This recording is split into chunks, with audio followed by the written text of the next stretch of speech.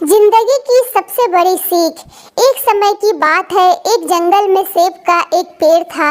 एक बच्चा रोज उस पेड़ पर खेलने आया करता था।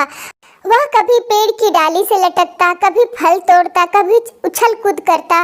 सेब का पेड़ भी उस बच्चे से काफी खुश रहता था। कई साल इस तरह बीत गए। अचानक एक दिन बच्चा कहीं चला गया और फिर लौट के नहीं आया। पेड़ ने उसका काफी इंतजार किया पर वह नहीं आया। अब तो पेड़ उदास हो गया था। काफी साल बाद वह बच्चा फिर से पेड़ के पास आया, पर वह अब कुछ बड़ा हो गया था।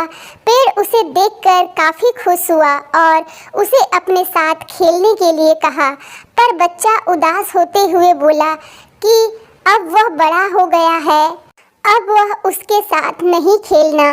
खिलौनों से खेलना अच्छा लगता है, पर मेरे पास खिलौने खरीदने के लिए पैसे नहीं है। पेड़ बोला, उदास ना हो, तुम मेरे फल तोड़ लो और उन्हें बेचकर खिलौना खरीद लो। बच्चा खुशी खुशी फल तोड़ के ले गया, लेकिन वह फिर बहुत दिनों तक वापस नहीं हुआ। अचानक बहुत दिनों बाद बच्चा, जो अब जवान हो गया था, वापस आया। पेड़ बहुत खुश हुआ और उसे अपने साथ खेलने के लिए कहा, पर लड़के ने कहा कि वह पेड़ के साथ नहीं खेल सकता।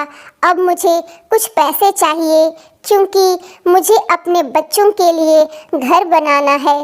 पेड़ बोला, मेरी शाखाएं बहुत मजबूत हैं, तुम इन्हें काट कर ले जाओ और अपना घर बना लो। अब लड़के ने खुशी खुशी सारी शाखाएं काट डाली और लेकर चला गया। उस समय पेड़ उसे देखकर बहुत खुश हुआ, लेकिन वह फिर कभी वापस नहीं आया और फिर से वह पेड़ अकेला और उदास हो गया था। अंत में वह काफी दिनों बाद थका हुआ वहां आया। तभी पेड़ उदास होते हुए बोला कि अब मेरे पास ना फल है और ना ही लकड़ी, अब मैं तुम्हारी मदद भी नहीं कर सकता।